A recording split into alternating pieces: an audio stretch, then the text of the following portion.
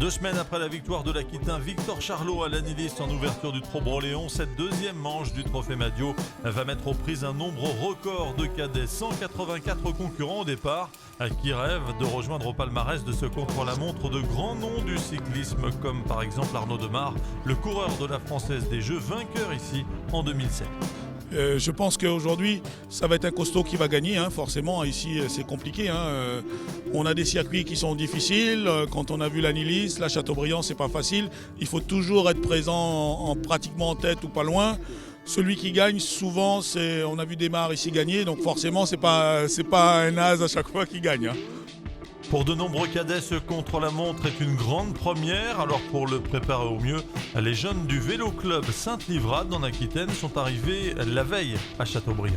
Et un contre-la-montre, c'est spécial. Il faut déjà se connaître un peu, bien gérer l'effort et puis surtout bien s'échauffer. Là, ils ont fait un tour de circuit, ça fait à peu près 10-12 km. Bon, ils ont fini, pour ceux qui sont partis, qui partent de bonne heure, ils ont fini par un sprint pour monter un peu le cardio. Et puis là, ils finissent l'échauffement sur l'homme trainer. Et puis voilà, bon, certains, ceux qui partent à la fin, vont aller rouler tout seuls en dehors du circuit, puisqu'on ne pourra pas rouler dessus, mais on l'a reconnu hier soir. Et puis voilà. Parmi les candidats à la victoire dans ce premier chrono de la saison, avant celui de Renazé le 13 juillet, figure Maximilien Provost du team 94 Villeneuvoise. Absent à l'Anilis, il mise beaucoup sur cette course. Première manche, j'étais tombé malade, donc je n'ai pas pu la faire. Mais c'est clair que cette manche, je ne veux pas la louper et c'est un des plus gros objectifs de ma saison.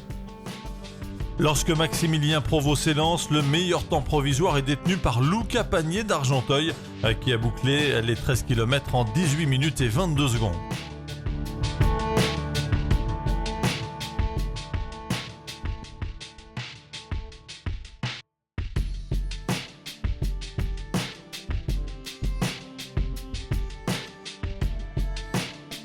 Bien en jambes, Provost ne réussira pas à améliorer ce chrono.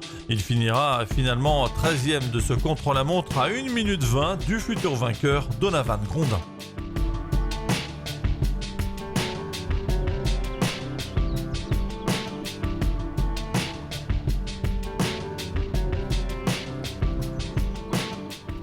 Cinquième à l'Anilis, le Réunionnais va battre le record de l'épreuve détenu jusqu'ici par le Bordelais Clément Bétoussuire en 17 minutes 36.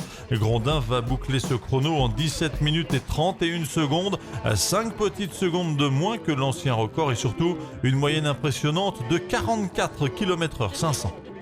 Quels sont tes objectifs pour la course en ligne cet après-midi ? Déjà, je vais surveiller Victor, comme il est le premier du classement.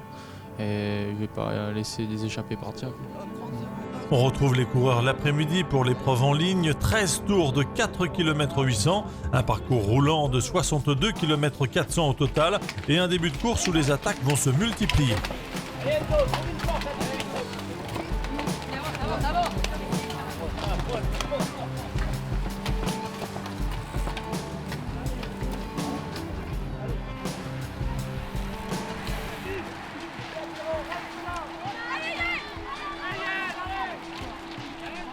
Dès le deuxième tour, 2 coureurs s'échappent. Maxence David du club de Sud de l'Eure Cyclisme et Victor Moureau du Vélo Club Lyonnais. Ils ne compteront qu'une dizaine de secondes d'avance sur le peloton qui les reprendra 2 tours plus tard.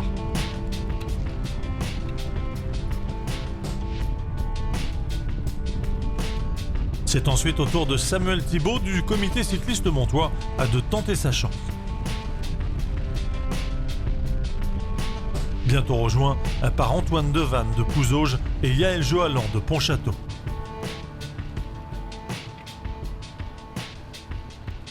Mais là aussi, le peloton reviendra sur les échappées à 6 tours de l'arrivée. Un peloton qui a bouclé la première heure de course à un peu plus de 38 km/h de moyenne. C'est vrai que la course il y avait beaucoup d'attaques. Il y avait un très gros rythme durant cette course. Après voilà, c'est un trophée Madio, 184 coureurs au départ.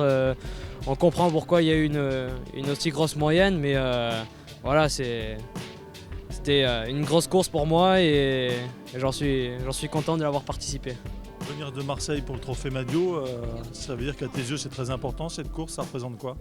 Bah, c'est sûr que c'est pas la porte à côté, hein, Marseille ici. Donc, après, voilà, c'est vrai que le trophée Madio, quand on en parle chez nous, c'est quelque chose entre guillemets de sacré. C'est quand même une super grosse course. Et voilà, comme des gars comme l'année dernière, Andrea Misput qui avait participé, qui avait fait une belle 3e place à une Madio, que je m'entends bien avec lui. Bah, voilà, c'est sûr que j'aurais envie de faire pareil. Et puis, j'ai la chance aussi que mes parents m'y emmènent parce que c'est pas la porte à côté, comme j'ai dit. Hein.